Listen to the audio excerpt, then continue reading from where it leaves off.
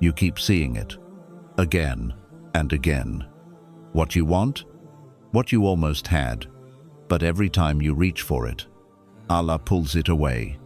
And now you're wondering, am I being tested or tortured? One, because you would have worshipped the feeling instead of the giver.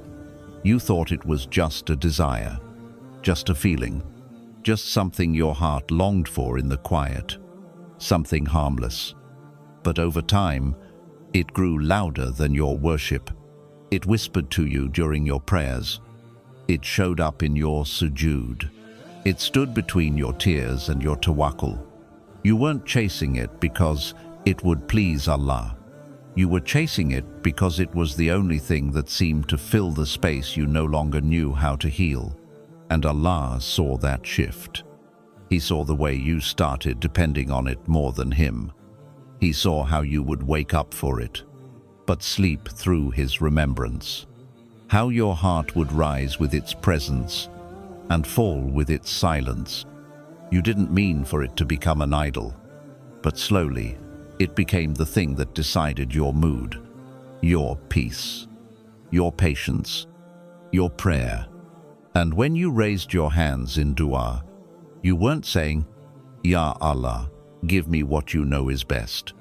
You were saying, Ya Allah, I can't breathe unless you give me this. But that's not surrender. That's not trust. That's fear disguised as longing. That's emotional desperation dressed up like love. And Allah, in His mercy, couldn't let that continue. So, instead of giving it to you, He let it linger. He let you see it, smell it, dream of it, almost touch it, but never hold it. And you cried, you broke, you begged, you wondered if He was ignoring you. But He wasn't. He was guarding you, because what you called love was becoming your direction. And Allah never allows your direction to point to something that could pull you away from Him. He lets you taste the feeling, but not own it. He lets you see the light, but not walk into it. Because He knows your heart, in its current state, would build a home in that feeling and forget who lit the flame in the first place. You would have made that person, that dream, that outcome, your source of peace. And when it eventually cracked, your entire foundation would have collapsed with it.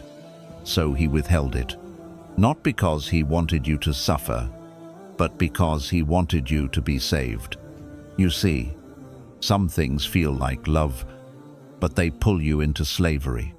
Some desires feel like dua, but they were built on the fear of not being chosen.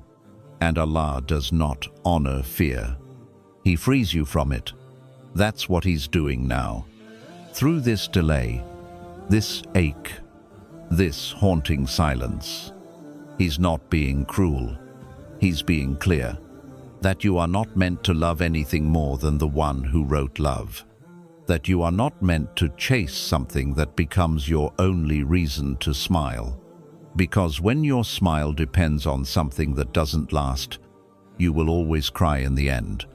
So He removes it, not violently, but slowly, softly, with delay, with confusion, with near misses, until you finally drop to your knees and say, Ya Allah, remove it from my heart if it's not good for me. And that is what He was waiting for your surrender, for your trust, for your heart to finally unclench. And when you reach that place, when you can still cry and say, Alhamdulillah, He knows you're ready for what's real, ready for what doesn't compete with your worship, ready for what fits without becoming your obsession, ready for something that leads you closer to Him, not something that replaces Him. Because the truth is, Allah will never give you something that takes you away from Him. And anything you start loving more than your faith, more than your peace, more than your submission, He will remove it, not to punish you, but to bring you back to the one place where your soul can finally breathe again, His presence. So don't curse the delay. Don't resent the ache. Don't mistake His silence for rejection. It's mercy in disguise. And one day, when you finally receive what's meant for you, you'll realize He didn't block what you loved. He blocked what was blocking you. And nothing, absolutely nothing you lose in order to return to Allah was ever a loss at all. 2. Because your spirit was gripping too tightly to what was meant to pass. You were holding on so tightly, not just with your hands, but with your hope, with your memories, with the part of your soul that never learned how to let go gently. It wasn't just a desire, it was your rescue plan. The thing you quietly told yourself, if this works out, maybe I'll be okay again. So you clung to it. You stitched your identity to it. You wrapped your future around it like it was guaranteed to stay. And Allah saw that. He saw your heart slowly tying its oxygen to something He never promised. He saw the way you interpreted every delay as a punishment, every silence as a sign to hold on harder, every near miss as a test you had to pass, when in truth, it was His way of releasing you. But you didn't want release. You wanted results. You wanted it to stay, to change, to work. So you fought with your du'as, with your thoughts, with the way you kept checking if it came back. Even after you said you let it go, you kept reading signs, kept replaying conversations, kept revisiting timelines, trying to find the one thread you could pull that would bring it all back. But it was never about what you could fix. It was about what He had already unwritten. And your soul, your tired, aching soul, was gripping something that was never yours to keep. That's why it hurt so much. Not because you were weak, but because you were trying to anchor yourself to something that was already drifting out of reach. And the more you gripped, the more it slipped, because what's not written for you will always leak through your fingers, no matter how tightly you hold it. Allah wasn't trying to break you. He was trying to unchain you, because He saw what you couldn't, that this thing you loved was also the thing that was draining you, that it was stealing the space meant for your healing, that it was delaying the person you were meant to become without it. He watched you cry over it, and He still didn't return it. Not because He didn't care, but because your tears weren't proof that it belonged to you. They were proof that your spirit was attached to the wrong destination, that your soul still thought survival meant holding on, instead of letting go. And He couldn't let you build your future on something that kept threatening to leave. He needed you to taste what it feels like when your whole being revolves around something temporary, so you never let it happen again. So He pulled it, again and again, until your fists stopped fighting, until your knees hit the ground, until your heart whispered, Ya Allah, if it's not mine, take it, but take the grip from my heart too. And that moment right there, is where the healing begins. Not when it returns, but when you finally stop begging for it to. Because when Allah sees you still clinging to what He already removed, He doesn't just want your hands to let go. He wants your soul to release it, so you can finally breathe, so you can finally rest, so He can finally give you something that doesn't ask you to fight for its presence every single day. You're not weak for holding on. You were just scared. And Allah understood that fear, but He never wanted it to define you. That's why He removed what you were gripping, because your future was too big for what your hands were still holding onto from the past. 3. Because you kept associating that thing with proof that you were finally worthy. You didn't just want it because it was beautiful. You wanted it because you thought you would finally be enough if you had it. That person, that outcome, that dream. It wasn't just something you desired. It was the quiet stamp of approval you were hoping life would finally give you.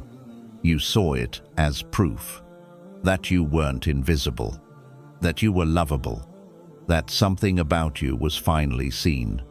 And so, you attached your self-worth to the arrival of a specific thing, believing that once it came, the pain of being overlooked, of being unchosen, of never feeling like the one, would finally disappear.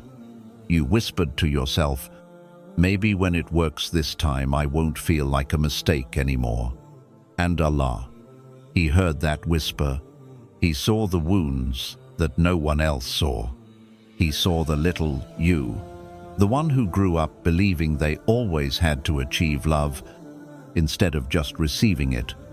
He saw you trying to heal by gaining instead of surrendering, trying to fill your cracks with someone else's presence, instead of letting him rebuild you from the inside. And so he stopped it, not to reject you, but to rescue you from a story where your value was tied to something outside of you. He didn't let it stay, because he knew if he gave it to you in that moment, you would have mistaken it for the reason you were finally enough. And that's not how worth works. Your worth was never based on who stays or what succeeds. It was written by His hands long before the world told you to prove it. So He removed the thing you worshipped as proof. He interrupted the pattern. He let the thing that should have worked fall apart, just to show you. You don't need to be chosen by a creation to know you were already chosen by the Creator. But it hurt, didn't it? Because in your mind, that relationship, that job, that approval, it wasn't just an opportunity. It was a reflection, a mirror you were hoping would finally smile back and say, "You're not too much, you're not a burden, you're finally worthy now." But mirrors that shatter were never meant to define you. And Allah didn't want your identity resting on something that could leave. He wanted to build you in such a way that even if everything walks away, your soul stands tall with Him. That's why He kept showing it, but not letting it land. Not because He wanted you to suffer, but because He wanted you to ask the question that would set you free. If I never get this, will I still believe I'm enough? And when that answer becomes yes, that's when peace begins. That's when your chest loosens. That's when your voice returns. That's when your value no longer sways with someone else's presence. You are not valuable because something finally stayed. You're valuable because Allah never left. He didn't delay that thing to hurt you. He delayed it because you were building your worth on the outcome, not the one who decides outcomes. And one day, when the right thing comes, and your worth no longer depends on its arrival, you'll smile and whisper, "Ya Allah, thank you for showing me who I was before you gave me what was mine." Because it would have crushed the version of you that still needed to grow. You thought you were ready, and maybe, emotionally you were. Maybe your heart was already attached, your mind had already pictured the life, and your soul was already dreaming of how complete it would all feel, if only it stayed. But Allah saw something you couldn't. He saw the version of you that was still in pieces, trying to carry something whole. He saw how your strength looked like confidence on the outside, but was still built on survival underneath. You wanted the gift, but He knew that if He gave it to you now, it would break you. Not all at once, but slowly, quietly, in the corners of your soul that still weren't healed yet. Because sometimes what we call a blessing is actually a weight we're not strong enough to lift. And what looks like a beautiful arrival is actually the kind of thing that asks more of you than you've learned how to give. You wanted to love deeply, but you were still learning how to love yourself without conditions. You wanted to protect someone else, but you were still afraid of your own silence. You wanted a future, but hadn't yet buried the ghosts of your past. And Allah knew, if He gave it now, you'd lose yourself trying to keep it. You'd exhaust your soul trying to become what it needed, before you even discovered who you really are. So He didn't let it stay. Not because you weren't worthy, but because what's truly meant for you won't arrive at the cost of your growth. Allah doesn't bless you with a partner, a path, or a dream that would shrink the space He's still using to transform you. And sometimes, growth requires space, isolation, delay, discomfort. He was still teaching you how to carry peace in your own chest before giving you someone to share it with. Still showing you how to live in your own presence before trusting you to handle someone else's. Still sharpening your vision so you wouldn't choose the wrong doors just because they looked open. Because what you wanted back then was something you were preparing for, not something you were prepared to keep. And He couldn't allow you to receive something that would interrupt the very journey He had you on. You see, growth doesn't always feel like a rise. Sometimes it feels like being buried. Sometimes it looks like being passed over. Sometimes it sounds like silence when your heart is screaming for an answer. But Allah doesn't plant seeds to forget about them. He covers them so they grow in the dark before they ever touch the light. That's what He was doing with you. He was growing you in a silence that looked like rejection, in a delay that felt like heartbreak. But He wasn't closing the door. He was closing the wound. And one day, when you're finally strong enough to carry the thing He's written for you, you'll realize it doesn't break you. It fits you, because by then, you won't be clinging to it to survive. You'll be welcoming it with a soul that already knows how to stand alone. So if it didn't stay, it wasn't because you were too little. It's because what's coming requires a version of you that still had to be built. And He's not finished building you yet. 5. Because there was a hidden darkness inside it that your eyes couldn't see. You saw the light in it. You saw the laughter, the connection, the softness, the hope. And so you told yourself, it must be from Allah.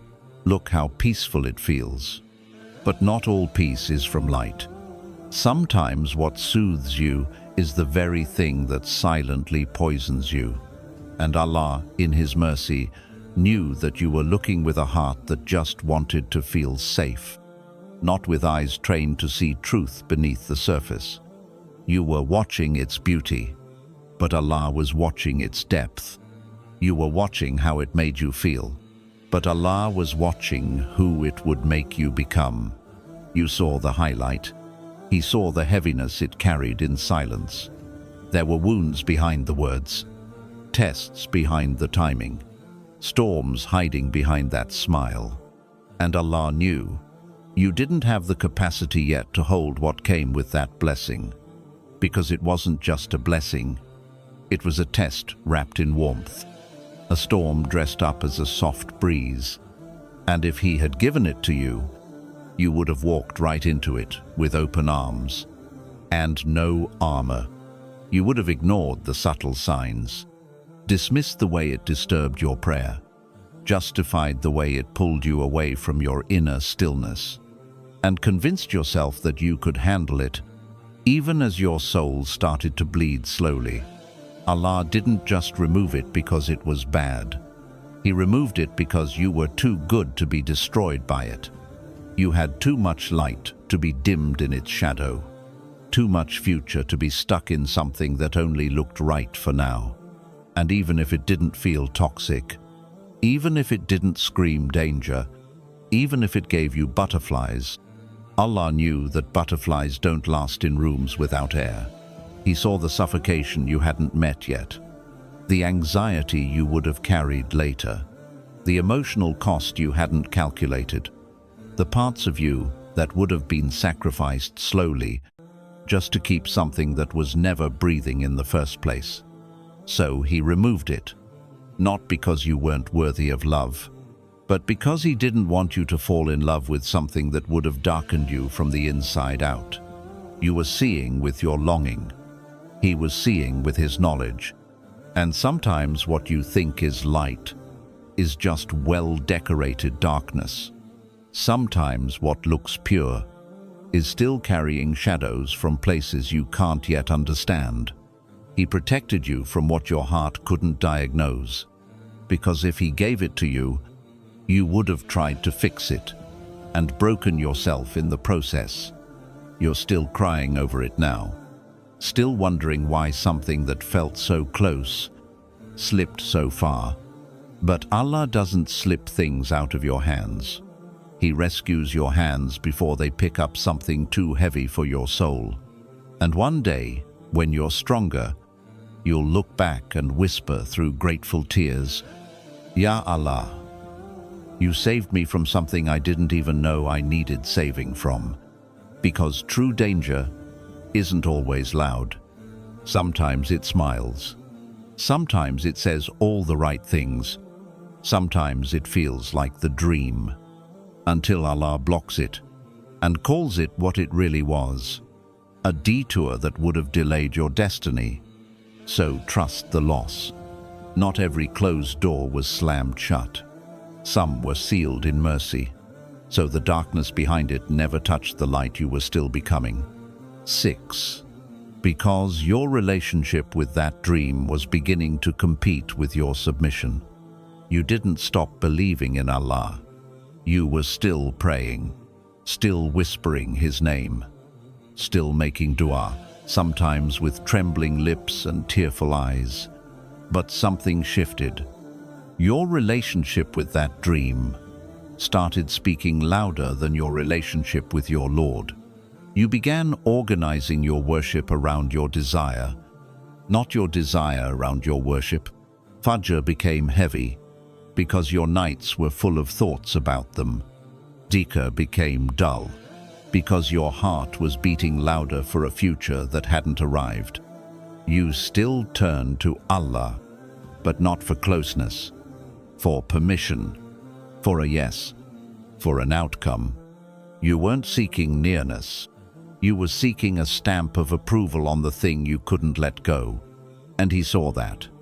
He saw your sujood start to bend toward the thing you wanted.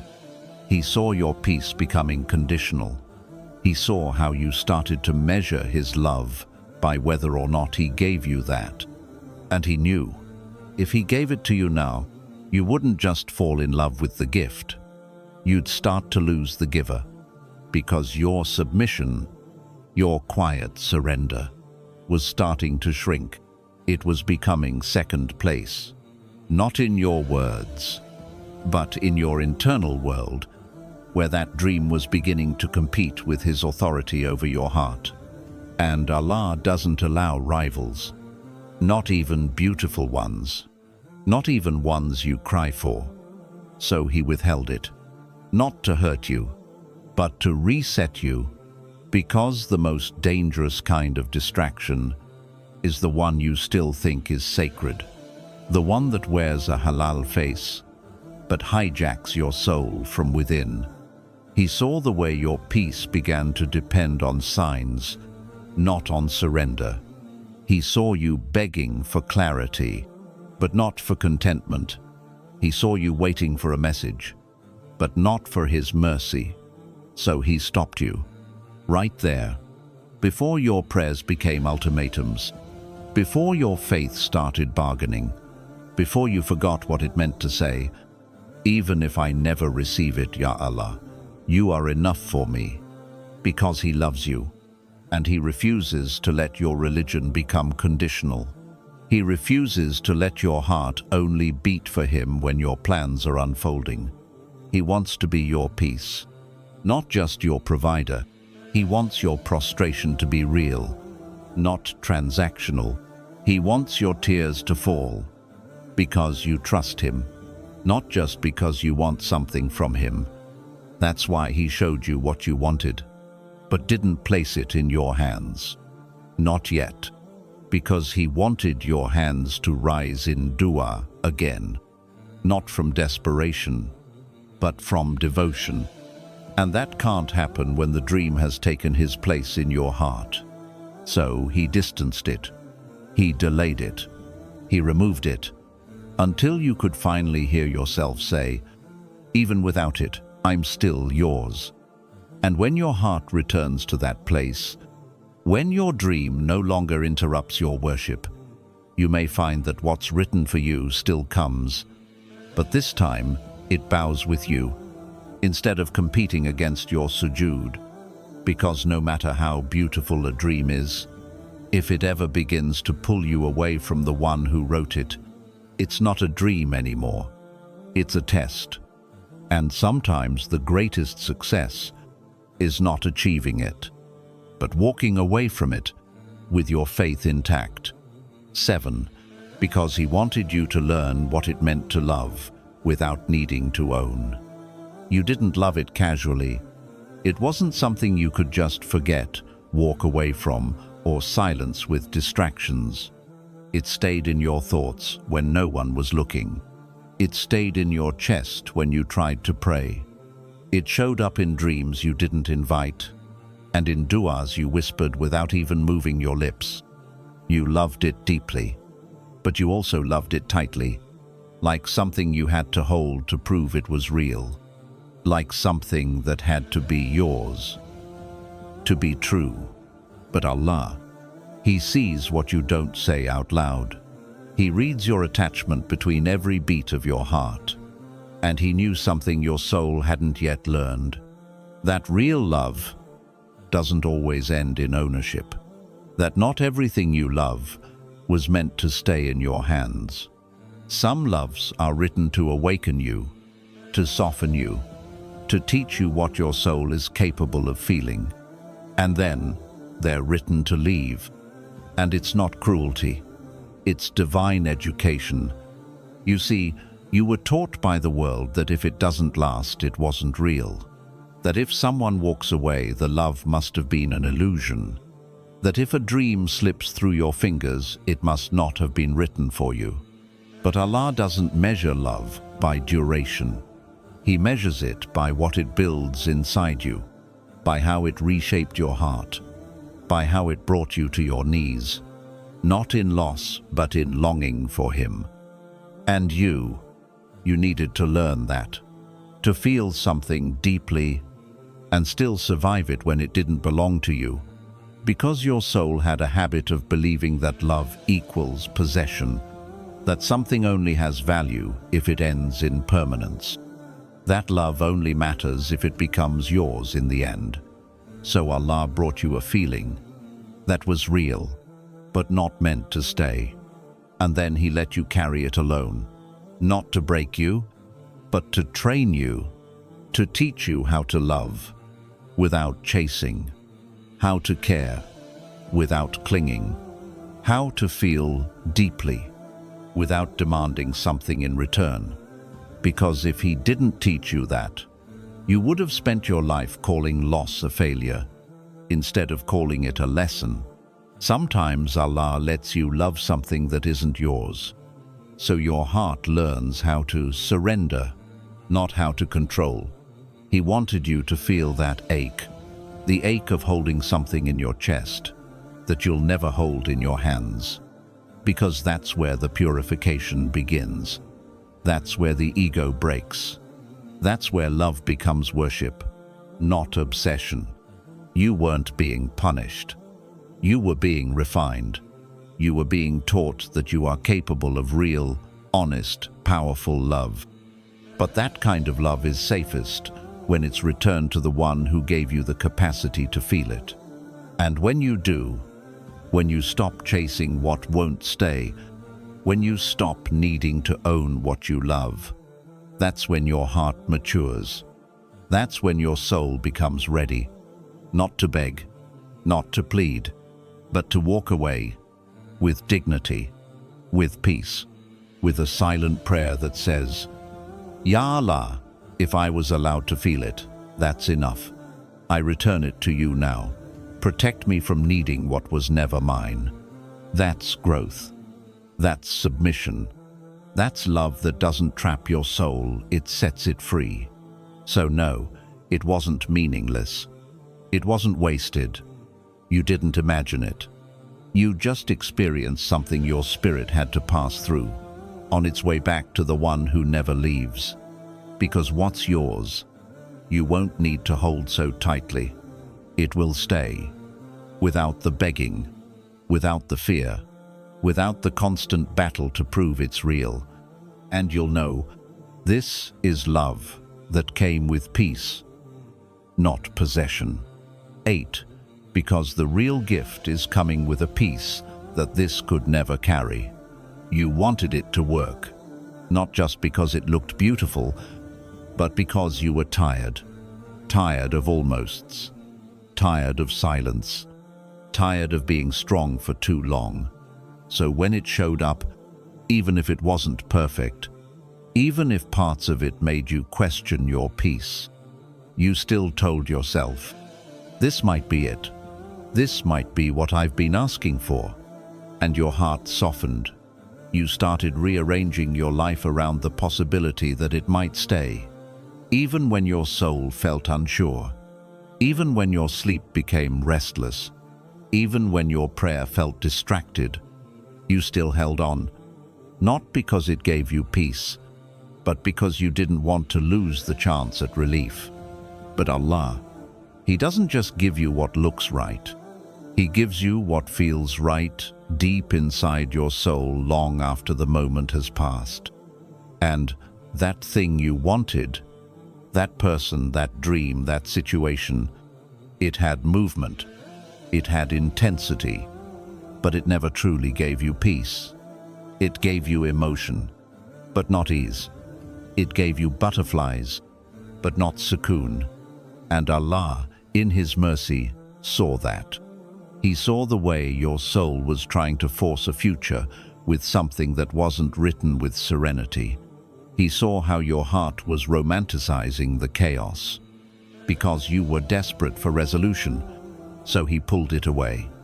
Not to punish you, but to protect you from tying your destiny to something that would always keep you anxious, always uncertain, always wondering if you had to shrink yourself just to keep it from leaving.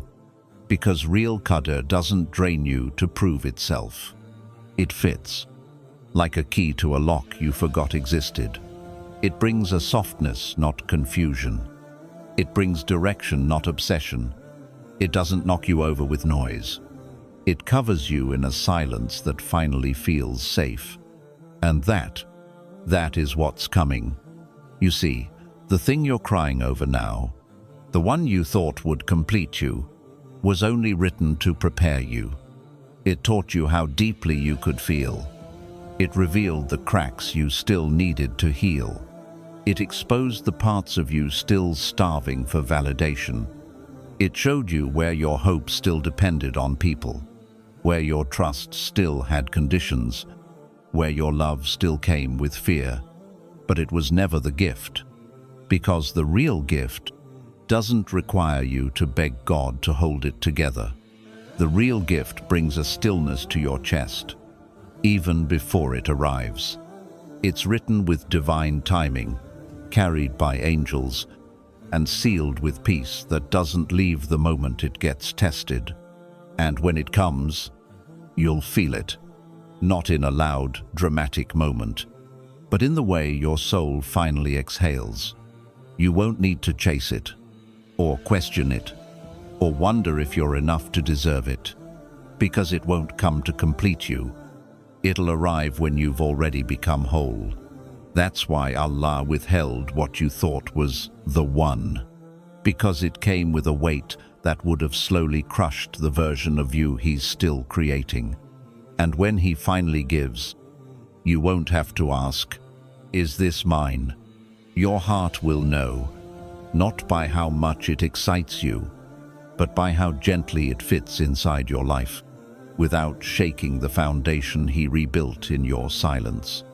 So hold on, not to what left, but to the belief that what's coming won't feel like survival anymore. It will feel like peace. You weren't being teased, you were being taught. That love isn't proof of your worth. That delay isn't proof of your failure.